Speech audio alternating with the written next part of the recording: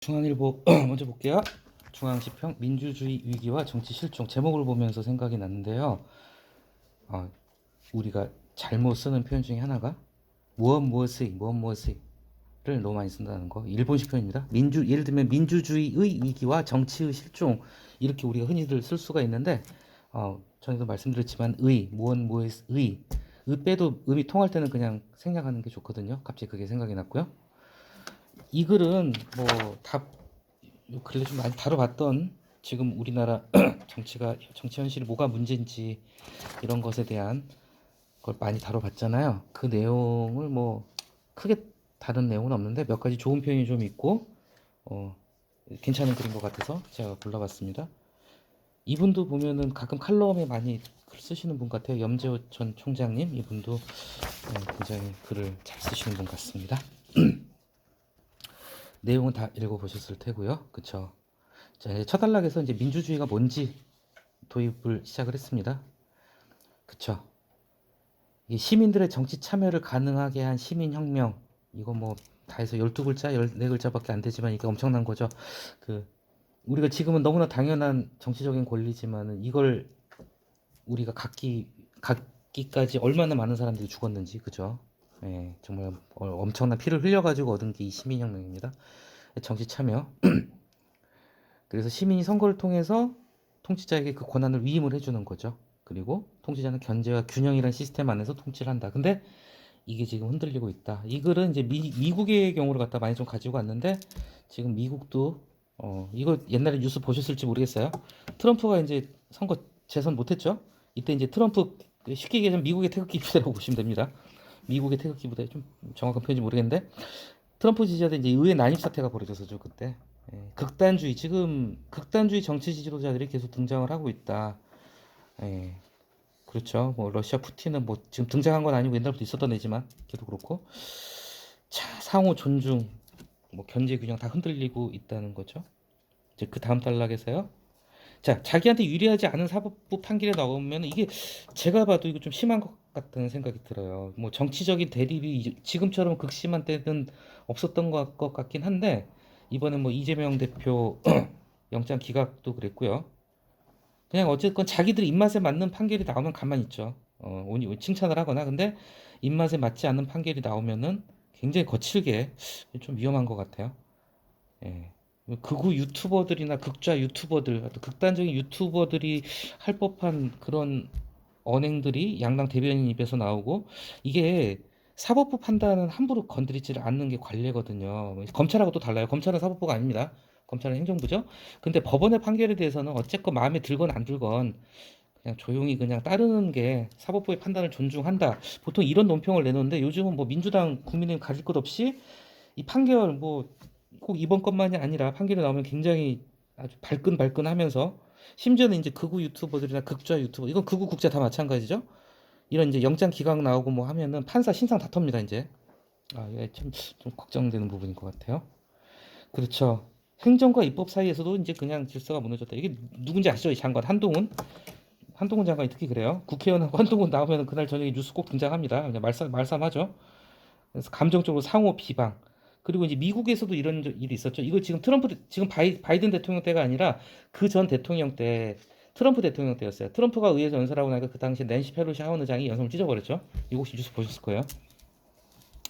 민주주의 뭐 소위 민주주의 원조라고 하는 미국에서조차도 지금 이렇게 극단적인 대결로 가고 있다는 얘기를 하고 있죠. 그 다음 단락에서 첫 문장이 좋은 문장 같습니다. 정치는 서로 다름을 조화롭게 이끌어가는 지혜를 만드는 것이다. 그러니까 정치라는 거를 어떻게 정의를 할지 표현할지는 한 3만 가지가 나올 수 있을 것 같아요. 3천만 가지도 가능할 것 같아요. 근데 이런 표현 참 좋은 것 같습니다. 서로 다름을 조화롭게 이끌어가는 지혜, 타협하고 존중하고 토론하고. 근데 이런 게 점점 더 사라져가고 극단적인 강경파들이 지금 이제 득세를 하고 있는 거죠. 이거 뉴스 보셨죠? 연방정부 셧다운 몇 시간 남겨놓고 임시 예산안 간신히 통과됐다고요. 이거 만약에 셧다운 되면은 미국 공무원들 같은 경우는 월급도 한 푼도 못 받는데요. 우리랑 달라가지고 우리는 그렇게까지는 아닌 걸로 알고 있습니다. 근데 얘네는 자, 근데 여기 나오죠. 단 20명에 불과한 트럼프의 아이들이 지금 공화당을 갖다 좌지우지하는 현상이 벌어지고 있다. 이게 참 남의 나라 얘기 같지가 않은 게 우리나라도 그래요. 뭐 명수로 얘기하기 좀 곤란하지만은 지금 소위 말하는 개딸들이라고 하죠. 개혁의 딸들, 개딸들 그 이재명 추종 세력 중에서도 극단적인 정말 약간 좀 너무 심한 분들이 있어요. 이분들이 지금 뭐 들었다 놨다 하죠. 지금 이번에 어쨌건 이재명 전 대표는 영장이 결국은 최종적으로 법원에서 기각은 됐어요. 그런데 체포동의안이 가결이 됐잖아요. 근데 체포동의안 가결된 이유가 민주당 내에서 반란표가 나온 거예요. 민주당 안에서도 이재명을 싫어하는 사람들 있잖아요. 비명계 소위 말하는 친명계가 있고 비명계가 있단 말이죠. 이재명하고 친한 사람들, 이재명하고 친하지 않은 사람들. 근데 이재명이 친하지 않은 사람들이 찬성표를 던져가지고 체포동의안이 가결되니까 개딸들이 나서가지고 신상 털기 나섰죠. 그래서 뉴스 보셨을 거예요. 아무튼 좀 굉장히 민주주의를 위협하는 우려스러운, 그러니까 극단적인 강경파들이 이렇게 좀 소위 말하자면 미꾸라지 한 마리가 온 저기 개천을 다 흐리게 한다고요. 자, 그 다음 단락하고 그 다음 단락까지가 상당히 좀 굉장히 좀 이렇게 곱씹어 볼 만한 좋은 내용들이 있는 것 같습니다. 뭐 아테네 민주주의 포럼이라는데 이분께서 참석을 하셨대요. 뭐 전 세계에서 네로라 하는 이제 지성인들이 다 모인 자리였겠죠. 자, 최근에서부터 볼게요. 지금 전 세계적인 문제를 갖다가 딱 한 문장으로 잘 요약했어요. 독재적 지도자의 권력이 확장되고, 그렇죠? 그리고 인공지능이 인간 노력의 가치를 침해하고, 저는 이런 표현 같은 경우는 정말 좀 이렇게 따로 갈무리해 두면 좋은 표현인 것 같아요. 인공지능의 가장 큰 문제가 뭘까? 인간 노력의 가치를 침해한다는 거죠. 결국은 자, 인공지능이라는 게 인간의 자리를 갖다가 넘보고 있고 일자리를 뺏어가고 있어요. 근데 이걸 한마디로 정의하자면 저도 이 표현 보고 약간 감탄을 했어요. 인간 노력의 가치를 갖다 침해한다는 거. 이거 참 좋은 표현인 것 같습니다. 그렇죠? 노력의 가치를 침해하는 거죠. 빈부격차는 심하고 기후변화 큰 문제죠. 표현의 자유는 공격을 받고 유럽에 전쟁까지 벌어지는 지금 현실. 자, 근데 이 표현들은 좋은데요. 이 문장은 너무 길어요. 한 줄, 두 줄, 세 줄, 네 줄에 걸쳐 있잖아요. 저라면 이렇게 할 것 같아요. 뭐 최근에서부터 본다면은 자, 최근에 최근 이렇게 이러이러한 현실이 있다 내지는 뭐 최근 이러한 현실이다 벌어지고 있는 현실이다 해서 한번 끊어주고 난 다음에 그 다음에 포럼에서는 앞에다가 이날 포럼에서는 이를 가운데 이를 넣고요. 이날 포럼에서는 이러한 현상들을 21세기가 직면한 민주주의 위기의 극명한 현실로 보았다. 이렇게 좀 끊어줬으면은 좋았을 것 같다는 생각이 듭니다. 문장이 너무 길어요, 이거. 어쨌건 오늘날의 어떤 세계 모습인지 좀 잘 드러내주고 있는 문장 같습니다. 자, 결국 이런 위기 상황이 벌어지니까 자유민주주의 가치가 심각하게 훼손되고 있고 미래에 대한 희망이 없어지고 있다. 이런 얘기를 하고 있는 거죠. 그 다음에 이제 분석을 잘한 것 같습니다. 여러 가지 이유가 있겠지만 오늘날 민주주의 위기의 원인은 급격한 사회 변화. 그래서 이 다음 문장부터가 상당히 좀 공감이 가는 부분이 있었던 것 같아요. 디지털 혁명. 사회가 너무 빠르게 변하고 있죠. 사람들이 이에 적응하지 못하니까 위협을 느끼게 되고 기술이 발전하게 되면 사회적으로 경제적으로 양극화 심하게 되고요. 돈의 힘은 점점 더 커지고 정부 힘도 커지고 시민들의 힘은 점점 더 작아지고 불안감이 커지고 그래서 이게 결국은 극단주의로 갈 수밖에 없다는 것. 다른 측면에서 보자면 이런 급격한 사회 변화 이런 게 개인의 차원에서 본다면 어떤 게 있을까요? 저는 이제 그 생각이 나더라고요. 묻지마 범죄 있잖아요. 그래서 칼부림 사건. 그렇죠? 이게 정치적으로 가면 극단주의로 가게 되고, 그러니까 이렇게 되면 사람들 마음속에 자꾸 이제 분노가 쌓이는 거야. 화가, 화가 이제 표출이 되는 과정에서 이게 이제 극단적인 정치적인 극단주의로 가게 되고, 이게 묻지마 범죄로 가게 되고 이런 게 문제가 아닌가. 이게 좀 주목할 점은 뭐냐면요. 우리 사회가 요즘 약간 이런 위기 상황이 되고 사람들이 점점 더 마음속에 화가 쌓여가는 그 시작을 뭘로 봤냐면은 디지털 혁명으로 봤다는 게 좀 주목할 만한 점인 것 같아요. 뭔가 기술의 변화가 있게 되면 그것에 맞춰가지고 사람들의 마음도 흔들리게 되고요. 그렇죠? 1차, 2차 뭐 산업혁명이나 옛날 농업혁명 때부터 뭔가 기술적인 혁명적인 변화가 일어나면요. 그걸 통해서 단순히 기술만 발전하는 게 아니라 사회가 변하게 되고 사회가 급격한 변화를 맞이하게 되면은 사람들의 심리가 흔들리게 되고요. 그렇죠? 좀 그런 부분들이 있거든요. 예. 자, 그래서 이제 다음 단락에서 다시 정치 얘기로 왔습니다. 그래서 자, 개인의 사회적 불신뿐만 아니라 정치권도 결국은 너 죽고 나 살자로 가게 된다는 거죠. 이건 맞는 말이에요. 문재인 정부도 그랬고 지금 정부도 마찬가지입니다. 적폐청산, 카르텔 철폐 결국은 자기 혁신을 하겠다는 게 아니라 상대방을 찍어 눌러 죽여가지고 자신의 정당성을 인정받고 싶어하는 그런 거잖아요. 그렇죠? 자, 한 가지 조금 아쉬운 점이 있다면요. 자, 닮은 꼴이다 다음에요. 저라면 이렇게 쓸 것 같아요. 자, 닮은 꼴이다 해놓고 나서 갑자기 정부의 역할은 우선이다. 굉장히 부정적인 얘기를 하다가 그쵸? 적폐청산, 카르텔 철폐 다 부정적인 걸 갖다 언급하다 갑자기 뒤에서 마지막 문장이 긍정적인 부분으로 바뀌었어요. 이럴 때는요 가운데다가 저라면 이럴 것 같아요. 이래서는 안 된다. 뭐 이런 이래서는 안 된다. 한 줄 넣어주면은 읽을 때 좀 더 자연스럽게 넘어가지 않을까 싶어요. 자, 닮은 꼴이다. 지금 이렇게 참 개판이야. 근데 이래서는 안 되지. 왜냐? 정부의 역할은 남의 탓을 하는 게 아니라 당면한 문제 해결을 위한 정책 설계. 이 정책 설계도 참 좋은 편인 것 같아요. 정책 설계. 정부의 역할이 정책 설계죠. 그리고 또 이제 이 글에서 이제 한 가지 배워볼 점이 이제 이런 건 우리가 심리학 책 같은 거나 심리학의 이론을 다 일일이 그때그때 전공 서적으로 볼 수는 없잖아요. 이런 글 한 토막에서 그냥 짧게 토막 지식을 가져갈 수가 있으니까요. 뭐 이런 사람이 있는지도 몰라요, 저는. 네, 자, 프레이츠 하이드라는 사람이 귀인 이론이란 걸 얘기했다는 거예요. 이것만 봐도 좋을 것 같아요. 인간은 종종 문제의 본질보다는 외부적 상황이나 개인의 특질의 탓으로 돌려 해석하는 오류를 범한다. 그렇죠? 지금 우리 정치도 마찬가지죠. 지금 그냥 너 죽고 나 살자요. 완전히 너 살고 같이 살자가 아니라 무조건 네가 죽어야 내가 산다로 가고 있죠. 그래서 결국은 극단주의가 이렇게 나타나고 있다는 거. 그리고 그 다음 단락에서는 좀 약간 좀 길긴 합니다. 이 글이. 자, 그래서 현재 우리 사회의 모습, 사회 불신, 그리고 개인의 불안감, 그 언론의 편향 보도. 이 언론의 편향 보도는 뭐 다 마찬가지예요. 조중동 뭐 하여튼 보수 언론이건 진보 언론이건 간에 굉장히 좀 심하죠. 편향 보도. 특히 이제 개인 미디어, 유튜브가 문제입니다. 유튜브 이제 우리 애들도 망치고. 아무튼 개인 미디어 유튜브가 좀 이런 걸 선동한 것 같아요. 이게요. 제가 보기에 유튜브가 비주류 언론이었잖아요. 주류 언론이 아니라. 근데 제가 봤을 때 이제 이 주류 언론의 경계를 점점 넘어가고 있는 느낌도 나고요. 유튜브에서 어떤 극단주의 세력들이 뭐 진보건 보수건 그런 모습들을 많이 보이면서 이게 어떤 기존의 언론에도 영향을 주는 부분이 있지 않나 하는 생각이 좀 들어요. 좀 굉장히 좀 심각하다는 생각이 듭니다.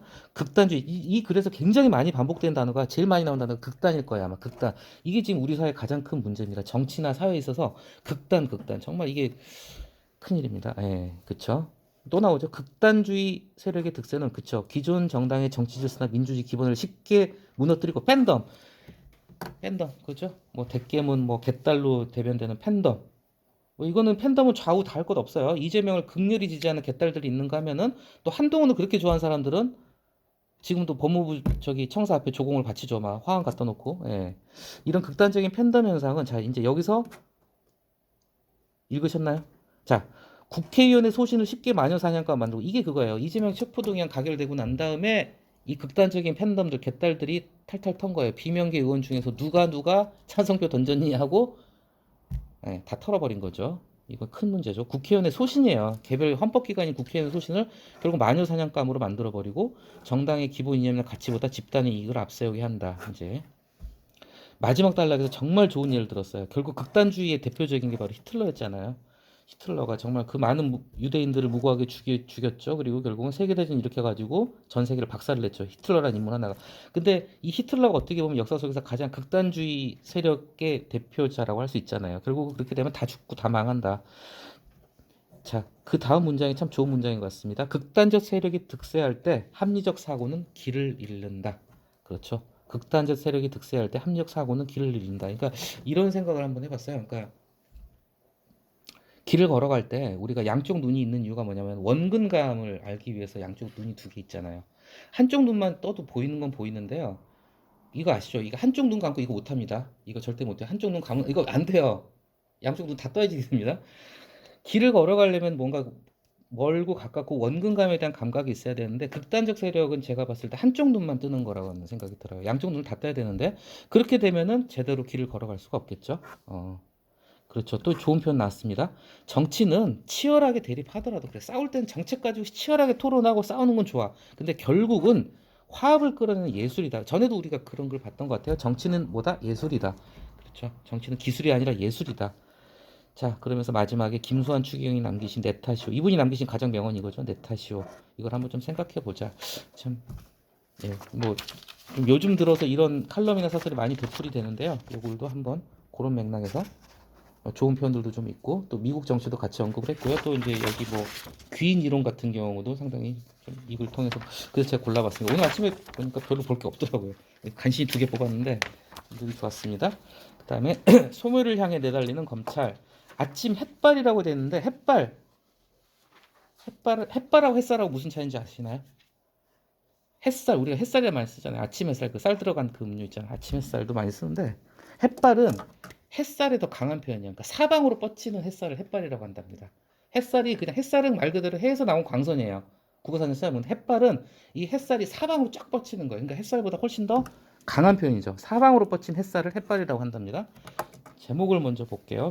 자, 좀 사전에 먼저 제가 한 가지 말씀드리겠습니다. 이 글은 당연히 한겨레 다운 글이에요. 네, 검찰을 제일 싫어하는 언론 한겨레입니다. 한겨레답게 아주 그냥 검찰을 아주 그냥 대차게 깠어요. 근데 이 글은 정치적인 측면에서 뭐 이재명 구속 영장이 기각이 되고 안 되고 이것들 찬성 반대다. 이재명을 싫어하고 좋아한다. 내가 국힘을 지지하 이거하고 상관없이 이 글만 놓고 보겠습니다. 이거 오해하지 마세요. 분명한 거는 지금 검찰의 행태가 문제가 있다는 비판을 보수 진보 다 할 것 없이 하고 있다는 점도 사실이고 이재명이 죄가 있는지 없는지는 결국은 법원에서 재판에서 결정이 되는 거예요.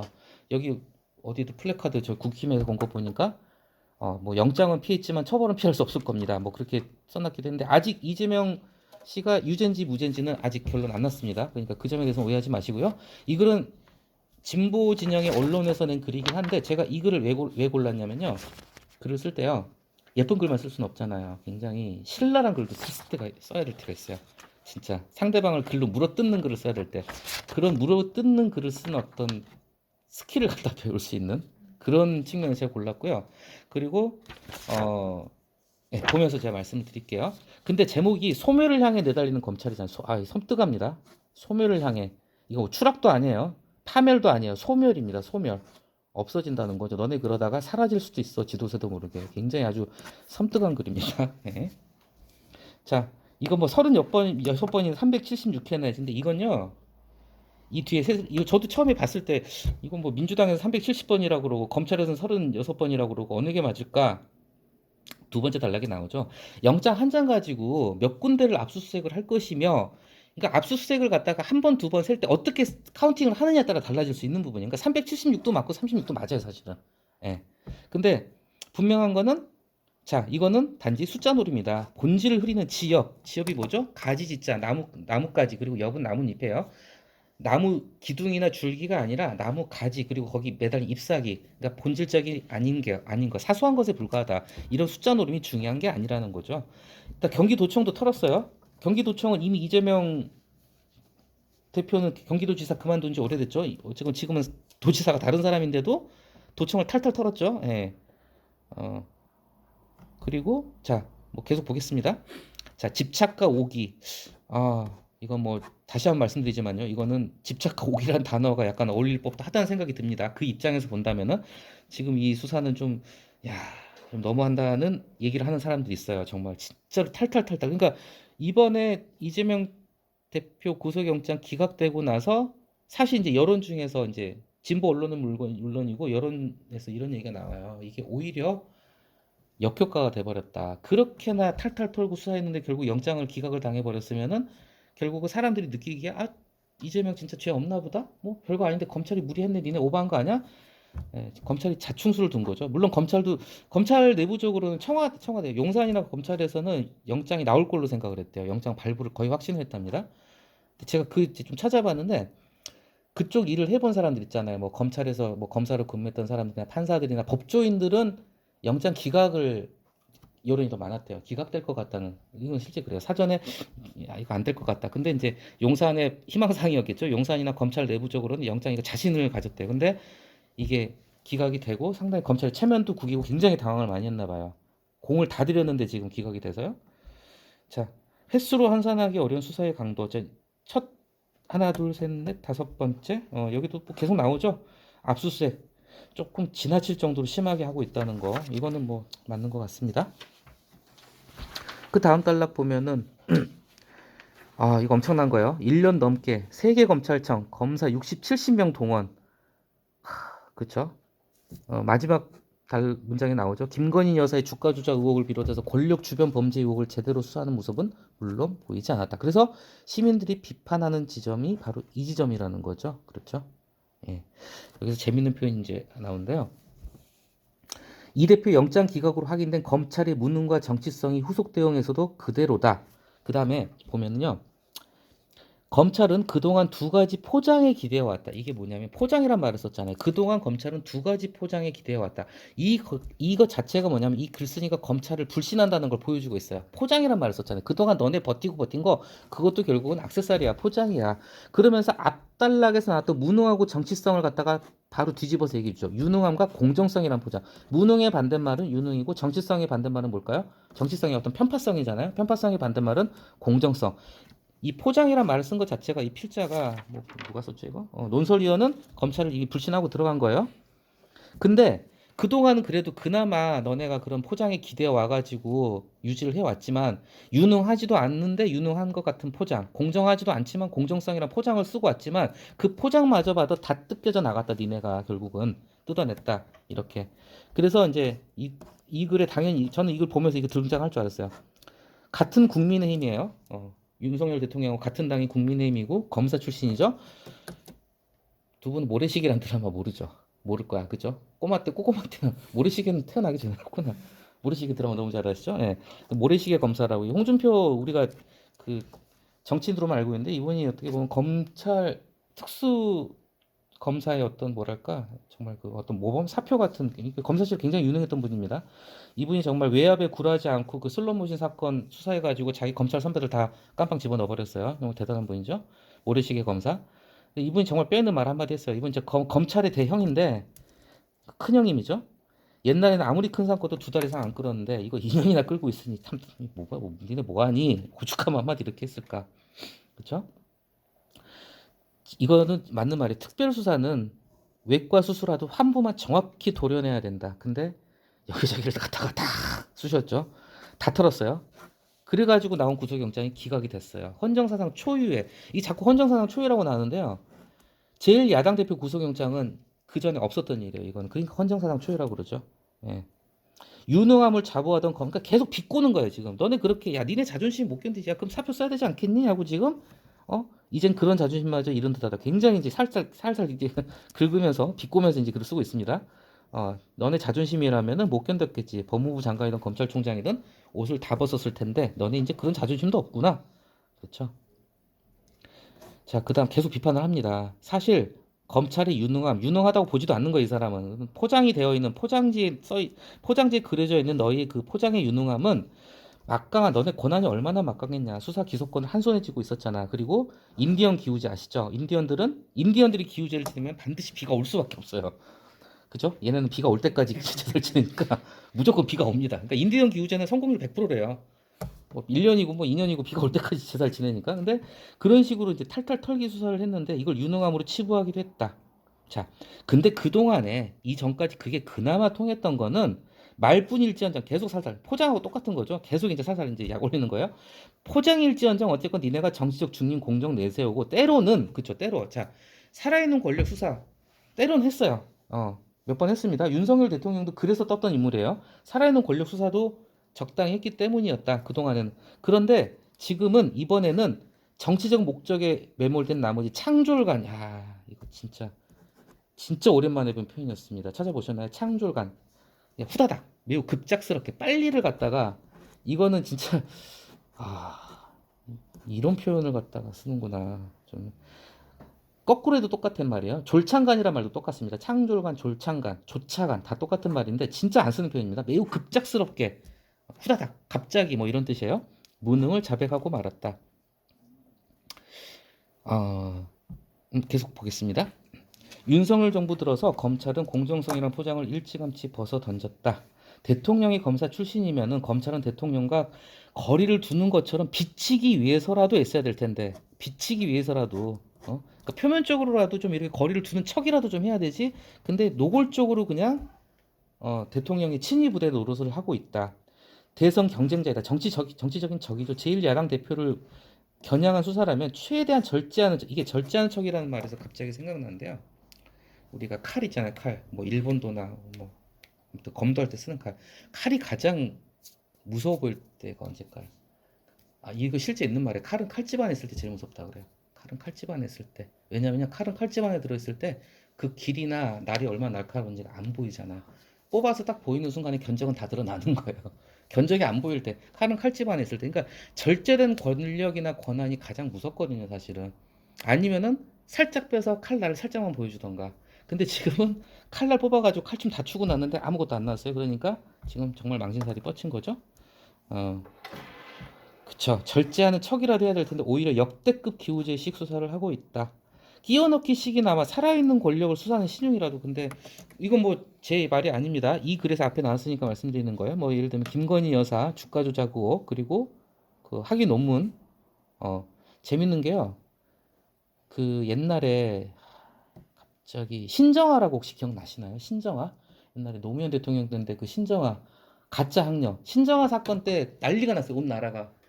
뭐 연예인들부터 시작해가지고 학력 위조한 사람들 다 들통났어요. 그때 나라가 다 뒤집어졌어요. 신정아 사건이라고. 그게 2000년대 중반이었던가. 그런데 쉽게 얘기하자면 희대의 사기꾼이었어요. 사기꾼 비슷하게. 이제 이 신정아라는 사람이 그 미술관 큐레이터인가 이쪽 일하는 사람인데 그 당시 변양균 씨인가 그래. 변양균 무슨 고위 간부였어요. 간부랑 이제 쉽게 불륜이었어요. 불륜 관계였는데 불륜이 들통나면 이 신정아 이게 다 들었는데, 이 신정아 사건 수사를 누가 했냐면 제가 알기로 윤석열 지금 대통령이었을 거야 아마. 예, 이거 잠깐 찾아보겠습니다. 확실하지 않을 수 있어요. 신정아 사건을 윤석열 대통령이 했을 거예요. 그러니까 그걸 누가 비판을 하더라고요. 신정아 털듯이 한번 네 와이프 털어봐.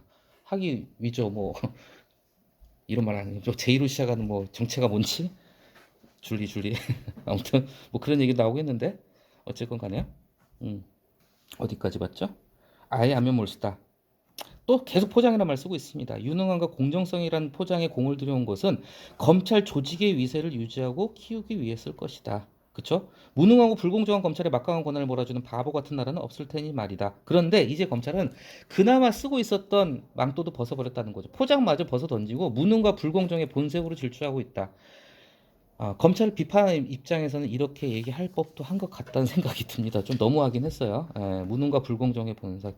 자, 그래서 마지막에 어떤 글을 쓸 때 굉장히 좀 뭐랄까, 이 글은 검찰이란 집단을 비판을 하는 거잖아요. 그러면은 그 집단 안에서 나온 쓴소리를 가지고 오는 게 좋겠죠. 자, 여한섭이라는 사람이 어떤 분이냐면, 이분 이름 가끔 보셨을지 모르겠지만 어, 그 특수검사의 양대 산맥이 여한섭하고 윤석열이었다는 얘기가 있어요. 이 여한섭이라는 검사는요, 그 이력을 보니까 윤석열 대통령하고 똑같은 코스를 갔어요. 그 직을 그대로 따라갔어요. 윤석열이 먼저 간 길을 그대로. 그 소위 말하는 특수검사의 이렇게 특수부 검사의 그 자리를 그대로 따라간 사람인데, 윤석열 대통령이 검사 시절에 그 구속을 못 시켰던 그게 누구였지? 이명박 국정원장 누구를, 윤석열은 구속을 못 시켰는데 이한섭은 구속영장을 갖다 결국 구속시켰다는 얘기도 있고요. 굉장히 유능한, 그리고 이분은 정치적인 걸로 보자면은 약간 검찰 쪽에 가까운 분이에요. 이분이 뭐 좌파 검사 아닙니다. 이분은 윤석열 대통령 초대 검찰총장 이름도 오르내렸던 분이었어요. 굉장히 특수통 검사인데 유명한 분인데, 검찰 내부망에 남기만, 자, 적실, 이것도 잘 안 쓰는 표현입니다. 적실은 그냥 확실하다 이렇게 생각합니다. 확실하다, 틀림없다, 확실하다, 적실해진다. 자, 따옴표 안에 있는 말 보죠. 현재, 그러니까 이분이 이제 걱정을 한 거예요. 현재 정치적 상황과 지난 경험에 비추어 보면 앞으로 닥칠 위기, 이게 위기 어떤 위기죠? 검찰에 닥칠 위기는 기존의 것과는 차원이 다르고 조직의 존폐와 관련돼 있어요. 이분이 보기에도 굉장히 이런 식으로 가다가 검찰 큰일 나겠다는 생각을 하신 거예요, 지금. 예. 정말. 그래서 그 말을 그대로 따온 거예요. 그래서 이렇게 설명드린 게 뭐냐면 글쓰기 기법입니다. 이제 찾아본 거예요. 이 글쓴이가 논설위원 쓰면서 무조건 검찰을 갖다가 내 언어로만 비판을 하면 안 되는 거예요. 비판을 할 때 다른 사람의 언어를 가져와야죠. 권위 있는 사람이나 뭐 유명인이나 아니면은 이렇게 바로 내가 비판하고자 하는 그 검찰이란 조직 안에서, 그 조직 안에서 어떻게 보면은 가장, 이분이 여한섭 이분도 굉장히 완전 검찰 사람이에요. 그러니까 민주당에서 검수완박법, 검찰 수사권 완전 박탈하겠다고 했을 때 굉장히 발끈하셨던 분이에요, 이분도. 자, 그랬던 골수 검찰맨이 이런 말을 했다. 이 퇴임을 하면서 굉장히 걱정스러운 한마디를 남겼다는 거, 이걸 갖다 가져온 거죠. 바야흐로, 우리가 가끔 바야흐로 딱 한마디로 하면 지금, 예, 지금 바로 이 순간, 지금 이 순간, 바야흐로 지금 이 순간, 검찰의 역할과 권한 그리고 조직의 존치. 자, 역할 권한은 둘째 문제고요. 존치, 너네 살려둘지 말지에 대한 회의가 시민들 사이에 번지고 있다. 뭐 모든 시민들이라고 속단하면 안 됩니다. 하지만 어쨌건 간에 이번에 이재명 대표에 대한 구속영장 기각은 검찰로서는 엄청난 자충수가 돼버렸어요, 지금. 자, 마지막 문장이 압권입니다. 개에다 비유했죠, 개. 그러나 주인의 신호에 크게 지짐에 내달리는 사냥개에게 다른 뭐가 보이고 뭐가 들리겠는가? 결국은 개에다가 비유를 했죠. 네, 엄청난 글입니다.